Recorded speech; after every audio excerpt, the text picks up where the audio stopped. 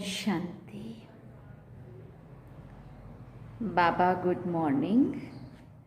आज बाबा के 4 फरवरी 2022 के महावाक्य हैं। आज बाबा ने कहा, मीठे बच्चे, अपने दिल रूपी दर्पण में देखो कि अंदर में कोई भूत तो नहीं है। भूतों को निकालने का प्रयत्न करते रहो। बाबा ने प्रश्न पूछा, बाप और बच्चों के बीच संगम पर दुनिया से बिल्कुल न्यारी रस्म चलती है, वो कौन सी? तो बाबा ने उत्तर में कहा, दुनिया में बच्चे बाप को नमस्ते करते हैं, लेकिन यहाँ बाप बच्चों को नमस्ते करते हैं। सुनते हैं ना रोज हम सभी। बाप खुद कहते हैं, मीठे बच्चे, मैं तुम्हारी सेवा में आकर उपस्थित हुआ हूँ, तो तुम मेरे बच्चे मेरे से भी बड़े ठहरे। दूसरा, मैं निरहंकारी निराकारी बाप हूँ, तो ज़रूर मैं पहले नमस्ते करूँगा। ये भी संगम की न्यारी रस्म है। ओम शांति। आने से पहले पहले बाप बच्चों से नमस्ते करें या बच्चे बाप को नमस्ते करें? बाबा पूछ रहे हैं। आने से पहले पहले बाप बच्चों को नमस्ते करें या बच्चे बाप को नमस्ते करें? क्या होना चाहिए? वैसे तो बच्चों को ही बाबा को पहले नमस्ते करना चाहिए ना। लेकिन बाबा पूछते हैं बाबा, तो किसी ने कहा बच्चे बाप को करें। मेरे भी दिल की आवाज़ है, पहले हमें बाबा को नमस्ते करना चाहिए। बाबा कहते नहीं, पहले बाप को नमस्ते करना पड़े। सुना, स्कूल में जब हम पढ़ते हैं तो क्या होता है, क्लास टीचर जब आता है क्लास में, तो पहले हम खड़े होते हैं और विद रिस्पेक्ट पहले good morning sir, good morning ma'am, हम पहले सामने से करते और खड़े होके वो भी एक देहधारी टीचर को, फिर उसका रिस्पॉन्ड वो देते हैं नमस्ते। और यहाँ बाबा क्या कह रहे हैं कि मैं जब आप बच्चों को पढ़ाने आता हूँ तो पहले मुझे आपको नमस्ते करना चाहिए या आपको मुझे नमस्ते करना चाहिए? तो होना तो क्या चाहिए, एक देहधारी, एक अल्पकाल की उस विनाशी पढ़ाई को पढ़ने के लिए, एक जन्म की पढ़ाई को पढ़ने के लिए हम टीचर को इतना रिस्पेक्ट देते हैं या देते थे, खड़े होके नमस्ते गुड मॉर्निंग जो भी करते थे। तो यहाँ हमें जैसे ही बाबा क्लास में आता है तो हमें भी खड़े होके गुड मॉर्निंग बाबा, मॉडल क्लास से पहले ऐसे करना चाहिए ना। हाँ, खड़े हो जाएं, बाबा को गुड मॉर्निंग बाबा, नमस्ते बाबा, है ना, वेलकम बाबा, ऐसे कहना चाहिए प्यार से। बाकी ये बाबा का बड़प्पन है जो बाबा क्या कहते हैं कि नहीं, तुम्हें नहीं करना चाहिए, तुम मेरे से भी बड़े हो, मुझे तुम्हें करना चाहिए आके, है ना। ये बाबा चिट चैट कर रहे हैं। वैसे पहले बाप को नमस्ते करना पड़े। संगम युग की रस्म रिवाज ही सबसे न्यारी है। बाप खुद कहते हैं, मैं सभी का बाप तुम्हारी सेवा में आकर उपस्थित हुआ हूँ, तो ज़रूर बच्चे बड़े ठहरे ना। दुनिया में तो बच्चे बाप को नमस्ते करते हैं, यहाँ बाप बच्चों को नमस्ते करते हैं। गाया भी हुआ है निराकारी निरंकारी, तो वो भी दिखलाना तो पड़े ना। किस बात में निराकारी निरंकारी है ना। तो वो कितना निरंकारी की बात है कि भगवान आकर के बच्चों को पहले नमस्ते गुड मॉर्निंग करे और फिर बच्चे उनको बदले में बोले। तो ये निरंकारी का ही वो रूप है ना एक। वो तो सन्यासियों के चरणों में झुकते हैं, चरणों को चूमते हैं, समझते कुछ भी नहीं है। बाप तो आते हैं कल्प के बाद बच्चों से मिलने के लिए। तुम बहुत सिकिलदे बच्चे हो, बाबा कितना प्यार कर रहे हैं, तुम बहुत सिकिलदे बच्चे हो, इसलिए कहते हैं मीठे बच्चे, तुम थक गए हो। द्रौपदी के पांव दबाए तो सर्वेंट हुआ ना। वंदे मातरम किसने उच्चारा है? ये कोई दुनिया का नारा नहीं है। दुनिया का ये नारा होता तो भारत का ही क्यों होता, तो बाकी देश क्या वो भी कर सकते थे, लेकिन बाबा का नारा है। बाप ने आके शिव शक्तियों की जय की पहले। बच्चे समझते हैं बाप आया हुआ है सारी सृष्टि की बेहद सेवा पर। सृष्टि पर कितना कीचड़ा है ना, कितना ये नरक है, तभी तो बाप को आना पड़ता है नरक को स्वर्ग बनाने के लिए। बहुत दिल से आते हैं, जानते हैं मुझे बच्चों की सेवा में आना है। कल्प कल्प सेवा पर उपस्थित हुए हैं।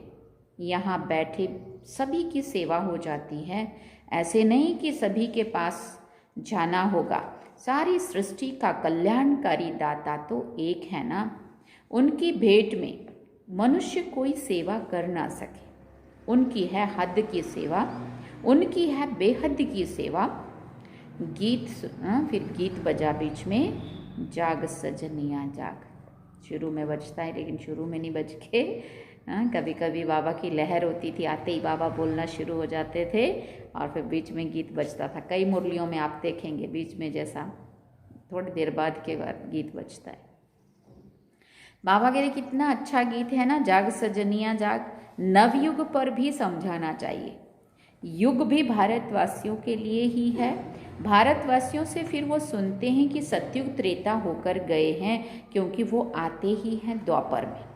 तो औरों से सुनते हैं कि भारत प्राचीन खंड था, उसमें देवताएं राज्य करते थे।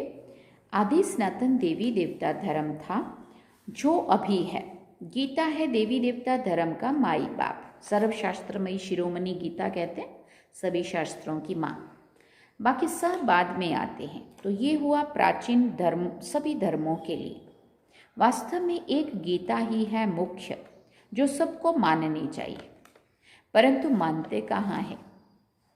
तो बाबा ने इसका भी रीज़न बताया था कि उन्होंने जो परमात्मा के बदले श्री कृष्ण का नाम डाल दिया, गीता सुनाई, तो लोग समझते ये हिंदू शास्त्र हिंदुओं का है, बाकी परमात्मा तो सबका है। अगर लोगों को ये पता चल जाए कि गीता का ज्ञान तो स्वयं परमपिता परमात्मा ने किया है, सुनाया है, तो उनको वो सब बाबा कहते सब उनको माने, क्योंकि परमात्मा तो सबका है।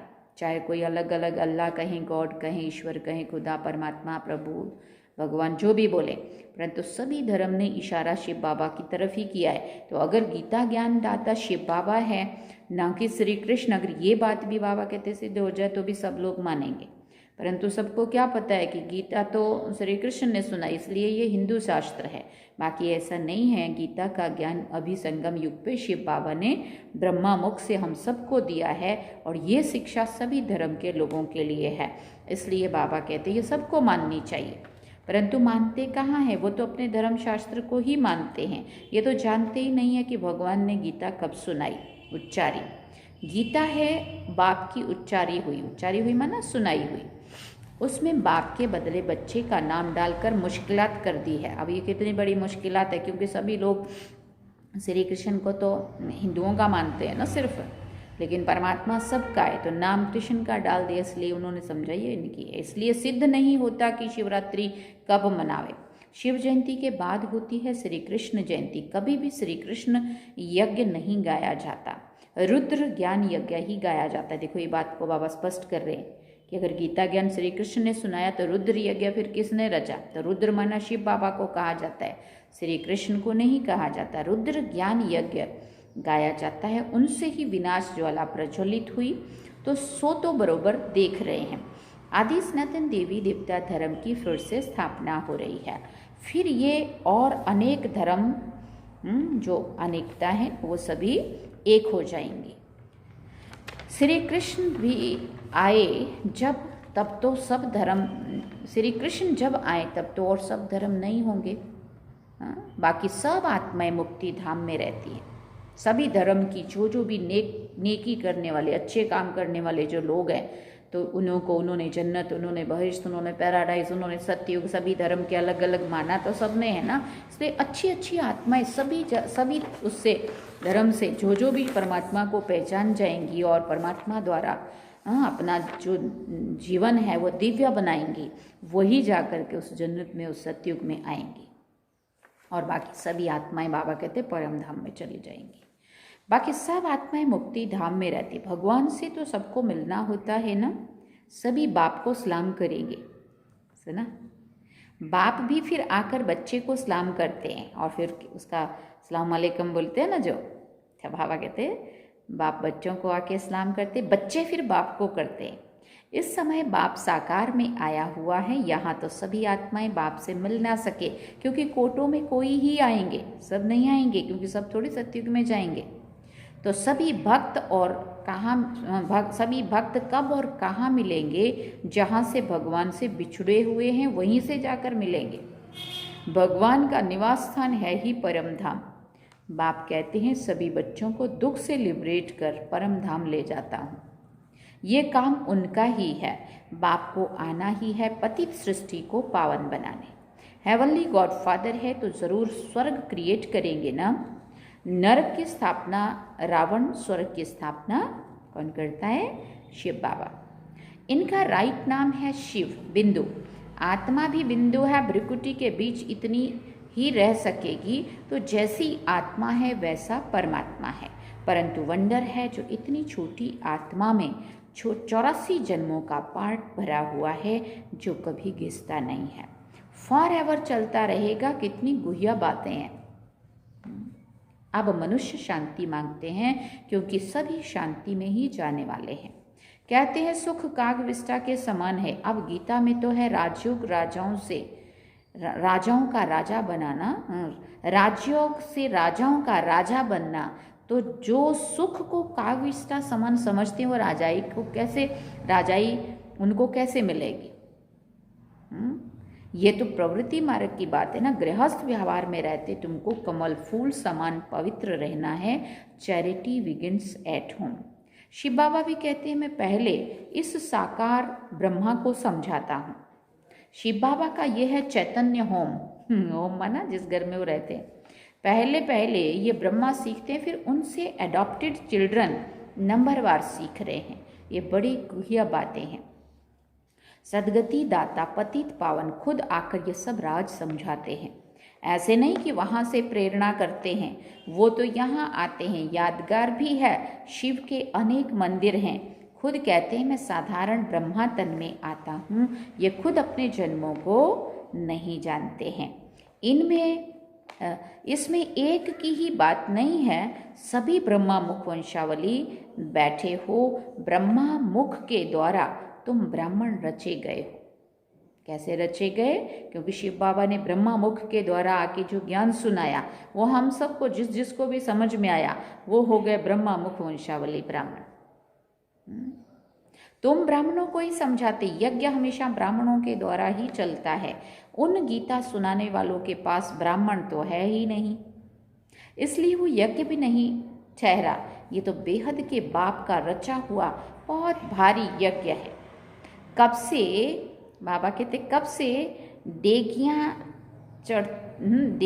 चढ़ते आए हैं। डेगियाँ माना बड़े बड़े तपेले होते हैं। भंडारा अब तक चलता ही रहता है। डेगियाँ माना बड़े बड़े तपेले से लंगर लगाते हैं जो। तो बाबा कहते वो समाप्त कब होगा? जब सारी राजधानी समाप्त हो जाएगी। जब सारी राजधानी एक तरफ स्थापना हो जाएगी फिर बाबा कहते सारा ये यज्ञ समाप्त होगा। बाप कहते तुमको वापस घर ले जाएंगे, फिर नंबरवार पार्ट बजाने भेज देंगे और ऐसे कोई कह ना सके कि मैं तुम्हारा पंडा हूँ तुमको साथ ले जाऊंगा। पतित मनुष्यों को पावन बनाकर ले जाते हैं। फिर अपने अपने धर्म स्थापन करने के समय पार्ट बजाने आत्माएं आना शुरू करती हैं। फिर बाबा ने कहा अनेक धर्म अभी हैं, बाकी एक धर्म नहीं है। तो एक धर्म प्राय लोप हो गया है बाबा बोलते हैं ना। तो गीता है सभी शास्त्र में शिरोमणि, क्योंकि उनसे बाकी सबकी गति सदगति होती है। भारतवासियों में भी ये ज्ञान वो लेते हैं जो आत्माएं पहले पहले परमात्मा से अलग हुई हैं। परम धाम से हम सभी आत्माएं सबसे पहले जो नीचे उतरी है माना सतयुग से जिन्होंने पार्ट बजाया है वही आकर के सबसे पहले बाबा से मिलती हैं। बाबा का ज्ञान उन्हों को ही सबसे पहले समझ में आता है। पहले वो आना शुरू करेंगे नंबरवार, फिर सबको आना है। सतो रजो तमो से सबको पास करना है। अब कल्प की आयु पूरी हुई है, सब आत्माएं हाजिर हैं, बाप भी आ गए हैं। हर एक को अपना पार्ट बजाना है। नाटक में सब एक्टर्स स्टेज पर इकट्ठे तो नहीं आते ना, अपने टाइम पर आते हैं। बाप ने समझाया है नंबरवार कैसे आते हैं। वर्णों का भी राज समझाया है। चोटी तो ब्राह्मणों की है, परंतु ब्राह्मणों को भी रचने वाला कौन है? बाबा ने कहा शूद्र तो नहीं रचेंगे ना। चोटी के ऊपर फिर है ब्राह्मणों का बाप ब्रह्मा। बाप ब्रह्मा का बाप फिर है शिव बाबा। तो तुम हो शिव वंशी ब्रह्मा मुख वंशावली। तुम ब्राह्मण सो देवता, सो फिर देवता बनेंगे। वर्णों का हिसाब समझाना है। बच्चों को राय भी दी जाती है, सभी एक जैसे होशियार तो नहीं हैं। कोई नए के आगे विद्वान पंडित आकर डिबेट करेंगे तो वो समझा नहीं सकेंगे। बड़े बड़े विद्वान पंडित सारा कुछ पढ़े हुए जब आते हैं और कोई एकदम नया हो, जिसको खुद को ही अच्छे से समझ में ना आया हो, और उसके पास आए और बहस करने लगे। एक तो होता है ना प्रश्न पूछना, माना अंदर से जिज्ञासा होती है, समझने की अंदर से वो होती है, और दूसरा होते है ऐसे बहस करना, उनको नीचा दिखाने के लिए कि नहीं तुम्हारा ज्ञान कुछ नहीं है, हमारा अच्छा है। ऐसा तो डिबेट करते बड़े बड़े विद्वान पंडित। तो बाबा कहते हैं अगर कोई नया होगा तो उनको वो समझा नहीं पाएगा, तो कहना चाहिए कि मैं तो अभी नया हूँ या नई हूँ, आप फलाने टाइम पर आना, फिर हमारे से बड़ी बहन आपको समझाएगी। मेरे से तो वो तीखे हैं। क्लास में नंबरवार तो होते हैं ना, इसमें देह अभिमान नहीं आना चाहिए। नहीं तो आबरू चली जाती है। कहेंगे बीके तो पूरा समझा भी नहीं सकती हैं। समझो कोई बड़े बड़े कोई आते हैं और नया नया कोई ज्ञान में चलता है, बहने हो या भाई जिसकी भी बात हो, है ना। और कई बार हम समझते हैं ना उनको क्या बताना, अपने आप ही उनको समझाओ जैसा भी है, लेकिन कई बार वो लोग हमारे से सेटिस्फाई नहीं होते हैं। अगर उनको लगता है कि नहीं भाई इन्होंने कुछ सही नहीं समझाया, वो संतुष्ट नहीं हुए, उनको इतना अंदर से सेटिस्फेक्शन नहीं हुई, तो कह देना चाहिए भाई आप बाद में आना, तो हमारे बड़ों से मिलना, वो आपको जो भी आपका कोई प्रश्न हो तो उनको से आप पूछ सकते हैं। शुरू की बात है, हम बिल्कुल नए ही थे तब, अभी ज्ञान में चले थे, सेंटर पे रहते हुए 1-1.5 साल हुआ होगा, जब ज़्यादा नहीं हुआ था, छोटे छोटे ही थे। तो ऐसे कोई नया आ गया और वो बहुत सारे प्रश्न पूछने था, भी बहुत बड़ा ऑफिसर था। अभी जितने ज़्यादा बुद्धिशाली लोग होते हैं ना, वो उतने बहुत सारे प्रश्न पूछते हैं। जैसे शुरू में अगर सुना हो ना, गुलजार दादी सुनाते थे, ये जगदीश भाई जी जब आए थे कोर्स करने, तो सात दादियों ने, कितने दादियों ने उनको कोर्स कराया है। बहुत बहस करते थे क्योंकि उन्होंने बहुत सारे वेद शास्त्र पढ़े हुए थे। अब वो सेटिस्फाई नहीं हो रहे थे, एक दादी सुनाती थी, फिर दूसरी समझाती थी, फिर तीसरी समझाती थी, सब दादियों ने इनको कोर्स कराया। और जब ये इंसान पक्का बना, जब फिर ये हमारे जगदीश भाई जी फिर जब पक्के बने, तो इतने पक्के बने जो आज कितना सारा जो लिटरेचर आप देखते हो सारा उन्होंने लिखा है। तो बाबा कहते थे ये संजय है ना। तो मतलब एक तो उनके ऊपर मेहनत बहुत लगी, लेकिन जब बने तो फिर इतने पक्के बने। तो ऐसे शुरू में एक भाई आया तो बहुत बड़ा पढ़ा लिखा कुछ था, वो बड़ा ऑफिसर भी था, और सन 1963 में पता नहीं कुछ, तो उन्होंने मम्मा को भी मिला था, और मम्मा से को मिला था जब भी वो एक प्रश्न कुछ मम्मा ने जब सुनाया था, तो भी उनको एक बात पे अटक गया था, बाकी सारी बातें पसंद आई। ड्रामा होता है ना, ड्रामा हु बहू रिपीट होता है, कुछ ऐसा प्रश्न था जो उसके मन अंदर समझ नहीं आया था।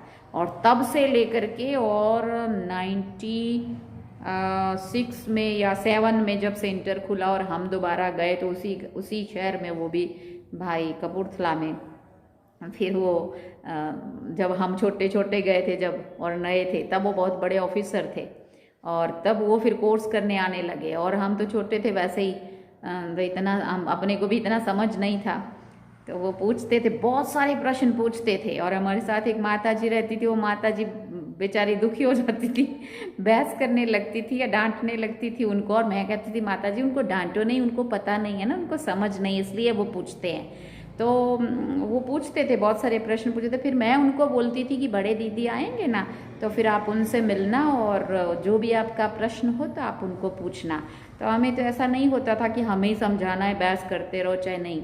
हमारे बड़े दीदी हैं ना जलंधर में, वो आएंगे, कपूरथला की बात है ये, शक्ति भाई जी करके हमारे एक भाई अभी भी हैं, वो 80 साल की उम्र हो गई है, और रेगुलर क्लास में आते हैं, कभी क्लास मिस नहीं करते, कभी कोई सेवा मिस नहीं करते हैं।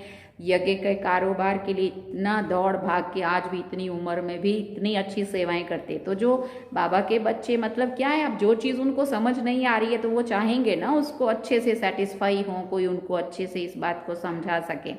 वो बहुत बहस करते थे और वो प्रश्न पूछते थे मेरे से, लेकिन मुझे कभी गुस्सा नहीं आता था। और वो मुझे पूछते भी थे कि आपको गुस्सा तो नहीं आता है मैं जब पूछता हूँ? तो मैं कहती थी नहीं, मुझे गुस्सा नहीं आता है, लेकिन अगर आपको नहीं समझ में आया तो आप बड़े दीदी आएंगे ना जलंधर से, तो आप उनसे पूछना। फिर जब बड़े दीदी आते थे तो वो बिल्कुल चुप हो जाते थे, वहाँ नहीं सुनाते थे कुछ भी, पूछते भी नहीं थे और बताते भी नहीं थे, फिर वो हमारे से ही पूछते थे। तो ऐसे करके मतलब ऐसा नहीं है कि मेरे पास आया है तो मुझे चाहे मेरे से उसको समझ आ रहा है कि नहीं आ रहा है, लेकिन मैं समझा के ही रहूँगी, तो इसमें क्या फ़र्क पड़ता है। बड़े आएंगे वो आपको समझाएंगे और जो भी होगा आपका प्रश्न उसका वो बता देंगे। ऐसा ऐसा मतलब कह देना चाहिए, ऐसा ज़रूरी नहीं है खुद ही बहस करने लगे और अपने से भी वो ना समझे और फिर और ही टूट के चले जाएं, है ना। इसलिए मुझे बहुत हंसी आती थी। वो मुझे पूछते भी थे कि मैं इतना सारे प्रश्न पूछता हूँ, आपको गुस्सा नहीं आता है? मैं कहती थी नहीं, मुझे गुस्सा नहीं आता है ना। और माता जी को गुस्सा आता था, जो मेरे साथ माता जी थी वो भी बैठ जाती थी जब भाई जी बहुत सारे प्रश्न पूछते थे, है ना। वो शायद वो भी ये मुरली सुनते हैं, अभी मैं भेजती हूँ ना ग्रुप में, वो भी सुनते हैं। तो बहुत हंसते हैं कि मैंने बहन जी को बहुत तंग किया था, मैंने बहुत सारे प्रश्न पूछता था, हाँ, लेकिन आज वो बहुत ही मतलब अच्छी पुरुषार्थी आत्मा निकली है। तो ऐसा होता है कई बार। बाबा कहते हैं ऐसा नहीं समझना चाहिए, इसमें देह अभिमान नहीं आना चाहिए कि मैं किसी को बड़ों को क्यों ये रेफर करूं, केस मैं खुद ही निपटा दूंगा, या फिर अपने से उसको समझना है और बड़ों को हम बोले ना। नहीं तो बाबा कहते हैं आबरू चली जाएगी, ऐसा सोचते हैं। कहेंगे बीके तो पूरा समझा नहीं सकती है, देह अभिमान को छोड़कर रेफर करना चाहिए बड़ों की तरफ। तो बाबा भी कहते हैं ना, हम ऊपर से पूछेंगे। कोई बात ब्रह्मा बाबा को पूछते थे ना लोग, और बाबा को वो बात नहीं पता होती थी, तो बाबा कहते तो कोई बात नहीं, ऑल माइटी से पूछेंगे और फिर आपको बताएंगे, है ना। महारथी घोड़े सवार प्यादे तो होते हैं ना, किनों की शेर पर सवारी भी है। शेर सबसे तीखा होता है, जंगल में अकेला ही रहता है, और हाथी हमेशा झुंड में रहता है। अकेला हो तो कोई मार भी दे। शक्तियों की भी शेर पर सवारी दिखाते हैं। बच्चों को समझाया है गीता का भगवान श्री कृष्ण कहना रॉन्ग है। श्री कृष्ण के शास्त्र को सभी धर्म वाले नहीं मानेंगे। प्राचीन देवी देवता धर्म किसने स्थापन किया वो सिद्ध करके बताना है। उनको गॉड गॉडेज भी कहते हैं, ईश्वर तो अलग है। लक्ष्मी नारायण को भगवान भगवती कहते हैं, वो पालना के निमित्त है। अगर लक्ष्मी नारायण को भगवान भगवती कहते तो विष्णु शंकर को पहले भगवान कहना पड़े, क्योंकि वो तो उनसे भी ऊंच मानते हैं ना, ब्रह्मा विष्णु शंकर तीनों। तो तुम जानते हो भगवान बिना गीता कोई बोल ना सके। भगवान के मुख से गाई गीता है, श्री श्री रुद्र की गीता है। इनको कोई अपना मुख बना ना सके। गीता सिवाय शिव बाबा की और किसी के भी मुख से आ ना सके। गीता माता है, उनका रचयिता शिव बाबा है, वो बैठकर ओरली समझाते हैं। कभी भी बाबा कोई शास्त्र लेके नहीं बैठा है कि पढ़ के सुना दो। शिव बाबा ब्रह्मा के तन में आते थे, ब्रह्मा बाबा के मुख से मुरली चलती थी, बस ओरली समझाते हैं। फिर बाबा ने कहा वो ज्ञान का सागर है ना, तो रचयिता ही रचना की नॉलेज देंगे, इसलिए ऋषि मुनि भी कहते थे बेअंत है। ईश्वर की गतमत ईश्वर जाने। अब ईश्वर की मत सो है श्रीमत, जिससे सदगति मिल जाती है, सो तो ठीक है। गति के साथ सदगति दोनों कहना पड़े, क्योंकि भारत में जब स्वर्ग होता है तब और धर्म वाले गति में होते मैंने परम धाम में ऊपर होते हैं। भारतवासी सदगति अर्थात जीवन मुक्ति में होते हैं। ये सब राज बाबा समझाते हैं जो धारण करना है। भक्ति मार्ग वाले कहते हैं वेद शास्त्र आदि सब में ईश्वर का रास्ता मिलता है। बाबा कहते परंतु ऐसा नहीं है। ये कोई शिमला बाबा कहते ये कोई शिमला की पहाड़ी थोड़ी है जो जहाँ से भी जाओ पहुँच जाएंगे। बाबा ने शिमला को याद किया। यहाँ तो साजन को सजनियों के पास आना पड़े, सजनियों का श्रृंगार कराना पड़े स्वर्ग का मालिक बनाने के लिए। सब महाराजा महारानी बनना चाहते हैं, परंतु बाबा कहते हैं अपना मुंह तो पहले देखो। नारद की भी अभी की बात है, उनको लक्ष्मी को वरने की दिल हुई तो उनको कहा पहले अपनी शक्ल तो देखो। तो बाबा कहते हैं अपना दिल रूपी दर्पण देखो। काम का भूत तो नहीं आता है, जांच करते रहो और भूतों को निकालने का प्रयत्न करते रहो। युक्तियां तो बाबा सब बतलाते रहते हैं। मन में संकल्प तो बहुत आएंगे, कर्म में नहीं आना चाहिए। बाबा अच्छे कर्म सिखलाते हैं ना। कर्म अकर्म विकर्म की गति का ज्ञान भी गीता में है, और तो कोई नहीं जानते। विक्रम कराने वाली है माया। वो सतयुग में होती नहीं है। अब श्रीमत पर चलने से ही तुम स्वर्ग में चल सकते हो। ये किसी मनुष्य की मत नहीं है। बाप की श्रीमत से स्वर्ग बन रहा है, औरों की मत से स्वर्गवासी बन ना सके और ही भ्रष्ट बनते जाएंगे। तुम जानते हो बाबा, तो तुम बच्चे जानते हो, अब एक धर्म की स्थापना हो रही है। तुम योग बल से गुप्त वेश में अपनी किंगडम स्थापन कर रहे हो। हाथ में हथियार आदि तो कुछ भी नहीं है, ज्ञान के बाण व तीर आदि हैं। उन्होंने फिर स्थूल दिखा दिया है। ये सब है गुप्त शक्तियाँ। शक्तियों को देखो तो कितनी पूजा होती है। 10-20 भुजाओं वाली तो कोई नहीं है, सबकी 2 भुजाएं होती है। बाबा कहते मनुष्य सृष्टि में 8-10 भुजा वाले कोई नहीं होते हैं। सूक्ष्म वतन में विष्णु को 4 भुजा दिखाते हैं, वो भी अर्थ सहित है। इन चीज़ों का कुछ अर्थ है और उन्होंने फिर स्थूल में दिखाया, समझ लिया है। बीज को जानने से सारे झाड़ का ज्ञान आ जाता है। बाबा कहते अच्छा, ज्ञान का खजाना तो बच्चों को मिलता रहता है, फिर मुख मीठा कराने के लिए बच्चों को टोली भी खिलाते हैं। शिव बाबा खुद नहीं खाते, सदा सब बच्चों के लिए है। राज्य भी बच्चों के लिए, लक्ष्मी नारायण भी ज़रूर अपने बच्चों को ज़रूर देंगे, सबको तो नहीं बांट देंगे। ये बाप सभी बच्चों को देते हैं। वहाँ प्रजा भी कहेगी हम स्वर्ग के मालिक हैं। सुख तो प्रजा को भी है, दुख का नाम ही नहीं है। बाकी नंबरवार तो होते हैं। वहाँ तो सोना भी अथाह होता है, यहाँ तो सब खानियाँ खाली हो गई हैं। सुना, गायन भी है, किन्हीं की दबी रहेगी धूल में, किसी की राजा खाए डैश डैश डैश करके बाबा ने छोड़ दिया। अच्छा, मीठे मीठे सिकिल दे बच्चों प्रति माता पिता बाप दादा का याद प्यार और नमस्ते। माताओं को वंदे मातरम। लो, आज माताओं को स्पेशल बाबा ने वंदे मातरम कर दिया। बच्चों को याद प्यार और सबको गुड मॉर्निंग। अब रात पूरी होती है, गुड मॉर्निंग आ रहा है, नवयुग आ रहा है ब्रह्मा कुमार कुमारियों के लिए। अच्छा, ओम शांति। हम सभी बच्चों की भी रूहानी माता पिता बाप दादा को दिलवा जान सिकवा प्रेम से याद प्यार, गुड मॉर्निंग, नमस्ते, थैंक यू बाबा, शुक्रिया बाबा, मीठा बाबा, प्यारा बाबा, लव यू बाबा। धारणा के लिए मुख्य सार है, पहला पॉइंट, देह अभिमान को छोड़ अपने से बड़ों को आगे रखना है। कोई डिबेट करता है तो बड़ों को रेफर कर देना है। सुना, आबरू नहीं गंवानी है। दूसरी बात, चैरिटी बिगिंस एट होम। पहले परिवार का कल्याण करना है। गृहस्थ व्यवहार में रहते कमल फूल समान पवित्र बनना है। वरदान है, देह अहंकार व अभिमान के सूक्ष्म अंश का भी त्याग करने वाले आकारी सो निराकारी भव। कईयों का मोटे रूप से देह के आकार में लगाव व अभिमान नहीं है, लेकिन देह के संबंध से अपने संस्कार विशेष हैं, बुद्धि विशेष है, गुण विशेष हैं, कलाएं विशेष हैं, कोई शक्ति विशेष है, उसका अभिमान अर्थात अहंकार, नशा, रोग, ये सूक्ष्म देह अभिमान है। तो ये अभिमान कभी भी आकारी फरिश्ता व निराकारी बनने नहीं देगा। इसलिए इसके अंश मात्र का भी त्याग करो तो सहज ही आकारी सो निराकारी बन सकेंगे। स्लोगन में बाबा ने कहा, समय पर सहयोगी बनो तो पदम गुणा रिटर्न मिल जाएगा। समय पर सहयोगी बनो तो पदम गुणा रिटर्न मिल जाएगा।